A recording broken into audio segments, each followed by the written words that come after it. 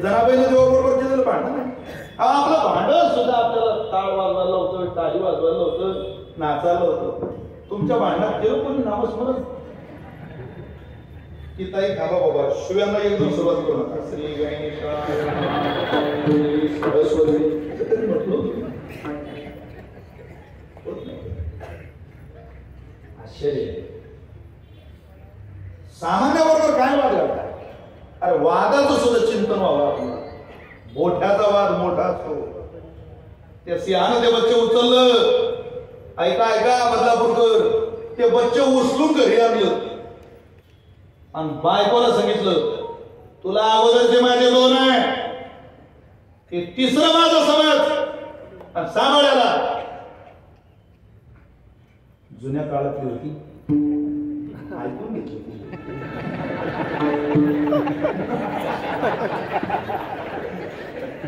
कृपा करून आता सिंहांनी या भानगडीत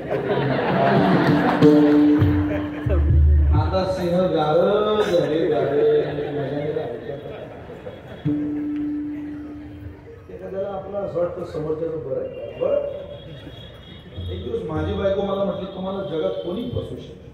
लोक चंद्रावर चालली, तुम्ही अजून धोत्रावर आहे. तुम्हाला कोणी फसवू शकते बाबा? म्हटलं मला कोणी फसवू शकते हे माझ्याही आता जवळजवळ लक्षात आलं. फक्त फसवणाऱ्याच्या यादीत पहिला नंबर तुझ्या बापाचा आहे.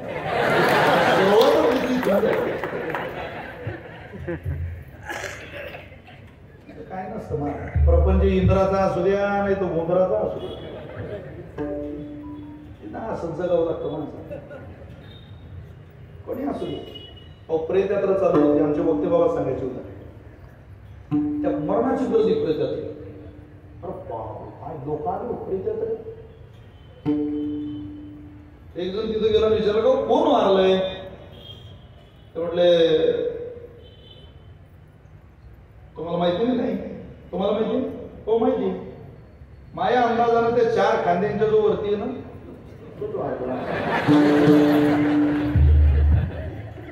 तुला काही बुद्धी, तू उत्तर कसं देऊ राहिला, काही ज्ञान थोडं. तो पुढे गेला आणि त्यानं त्या पुढं चालणाऱ्याला, प्रेताच्या पुढं चालणाऱ्याला पळाला. त्याच्या उजव्या हातात मडकं होतं आणि डाव्या हातात कुत्र होतं. फक्त बाबा सांगितलं, जाऊन त्याला विचारलं कोण मारलं? म्हटलं माझी बायको आहे. मडकं म्हणजे बायको वारली म्हणून. कुत्र तो म्हटलं तेच तिला चावलं. आता इतक्या अडचणीच्या काळात जे आपल्या मदतीला धावून येतं,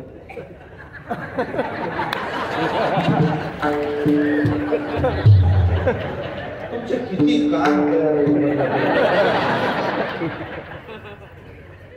त्याला असं वारं कसं सोडत म्हणून त्याला आपलं सोबत घेत. तो विचारायला आलेला म्हणे कुत्र कामाच आहे. म्हणे भाऊ 2-4 दिवस कुत्र द्या तुम्ही आपल्याला. अरे तो म्हणे येळा झाला का तू? हे मागची निम्मी कुत्र्यासाठी केलंय, फक्त रांगेतून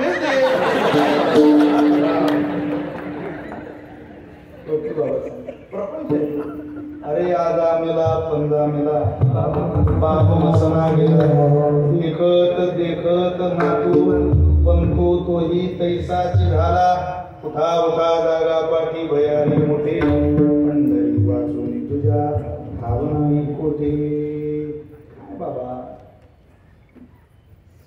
काय ऐकत नाही कोणी कोणाचं. त्याचं मात्र ती नाही. सांभाळ माझ आहे, सांभाळलं. ते दोन्ही मुलं मोठे झाले. कोणाचे?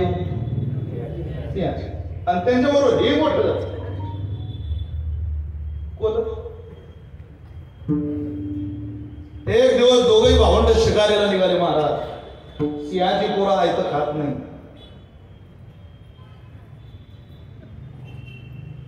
नाही खात.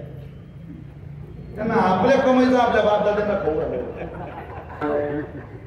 सिंह आपल्या पोराला आयतं खाऊ सुद्धा देत नाही. ज्या ज्या लोकांनी आपल्या पोराला कष्टाची सवय लावली त्यांची मुंबईत फ्लॅट झाली, घरं झाली, जमिनी झाल्या, सगळं स्टेबल झालं. जे केवळ बापाच्या पगारावर ज्या बापानं केवळ पोराचं लाडकोड कौतुक करण्यात आणि पोराच्या जीवनातले चोजले भागवण्यात वेळ घालवला, त्या पोरांनी म्हातारपणात त्या इज्जतदार बापाला रडवलेलं आहे. हा तुमच्या मुंबई प्रांताचा काय, महाराष्ट्राच्या प्रत्येक लाडकोड कौतुक करा त्यांचं, स्वतःच्या पायावर उभं करा त्यांना.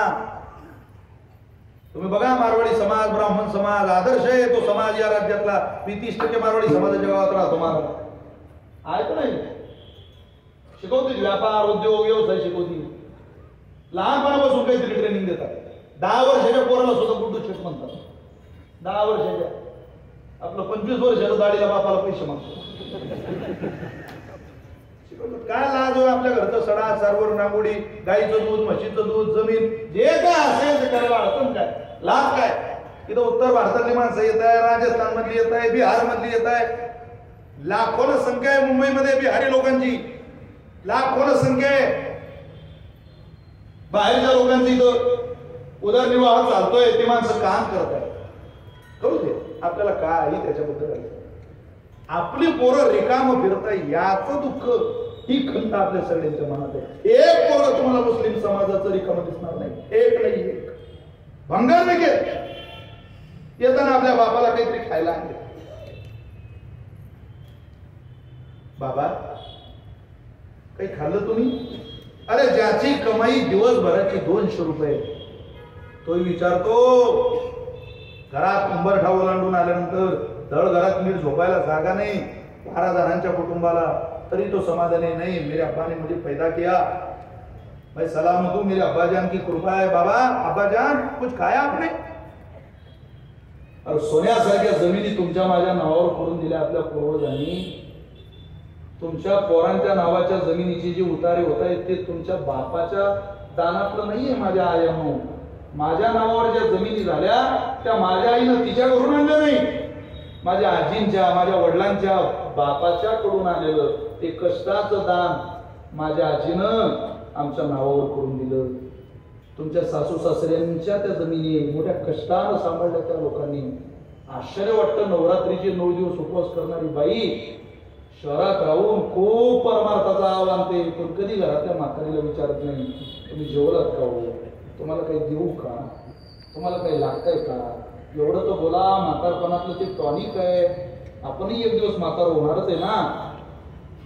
1 रुपया घेतला नाही, दिवसभर उपवाशी राहून लोकांनी या जमिनी सांभाळल्या, जागा सांभाळल्या. तुम्ही बघा जुनं ज्या ज्या लोकांनी सांभाळून ठेवलंय, सांभाळणं सुद्धा कठीण राहिलं, त्यांनी सांभाळलं, टिकवलं. ऐकतं नाही, ज्यांना ऐकतं मिळालं त्यांना किंमत राहत नाही. मला रोज कष्टाची सवय लावा, जे आपल्या पूर्वजांनी केली. रोज थोडे संध्याकाळी झोपताना माझ्या खिशात किती रुपये आले कष्टाचे याचा विचार करून माणसानं झोपलं. अर्थाला 4 पुरुषार्थामध्ये स्थान आहे. 4 आपण शिकवू शकतो आपल्या पोरांना. 30% मारवाडी समाज गावात राहतो आमच्या. कधी वाद झालेला मी अंता मोठा झालो, दुकानात वाद झाला, सोपा झाला.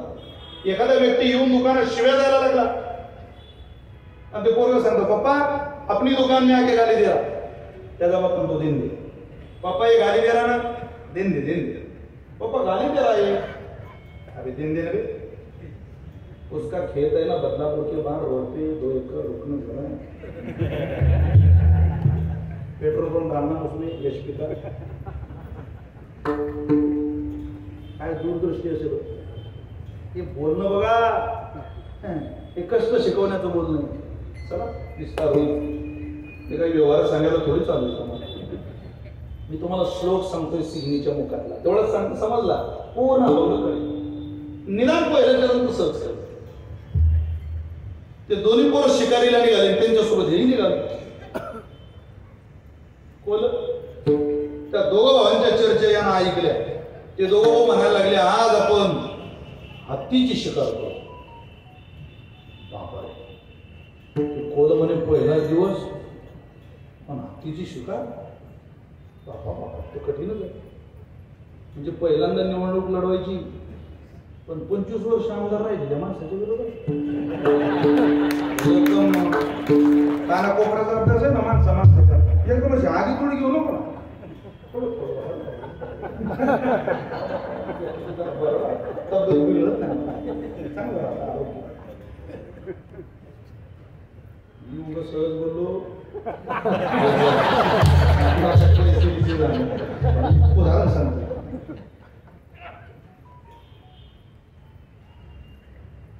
तो म्हणे मला असं वाटतं तुम्ही हत्तीचा विचार आजच्या दिवस सोडून दिला पाहिजे. कोणाला म्हणते ते सिंहाच्या पिला. ती माणसं पळकुट्या बातम्या ऐकू शकत नाही. मा सिंह पळकुट्या बातम्या ऐकू शकत नाही. लढणं सांगा त्याला, पराभव पराजित होणं याला घाबरत नाही ते. पण लढण्यापासून मनाई करायला जो ऐकतो, एक तर त्यानं आपलं रक्त तपासून घेतलं पाहिजे. ते सिंहाचं नाही. आणि जे सिंहाचं आहे ते लढायला निघाल्यावर कधी थांबत नाही. ऐका, गावात झेंडा वंदनाकरता भांडणारी पोरं काय पाहता हो? गोरगरीब कुटुंबातली पोरं आहे. जिथं तुम्ही मी 2-2 कंबल उडून झोपतो या थंडीत, मायनस प्रचंड थंडी, इथं नाही भांडणं करत. अरे गुडघे एवढ्या बर्फात पाय ठेवून देशाच्या तिरंग्याला सलामी देणारे हिंदुस्थानाचे जाऊन म्हणतात ते हरा इस्लाम का भगवान का सफेद ईसाई का, उससे भी प्यारा है तिरंगा हिंदुस्तान का ही. आवडी येते मर्दांच्या जमिना. त्यांना माहितीये लाख हातीला माती उभा सैन्यामध्ये भरती व्हाया, देशासाठी धर्मासाठी अर्पण कर आपली काया. मेलास तर तू शहीद होशील, कीर्ती तुझी देशावरती. पण जिंकलास ना राजा, अरे वीर म्हणून पदवी देतील राष्ट्रपती.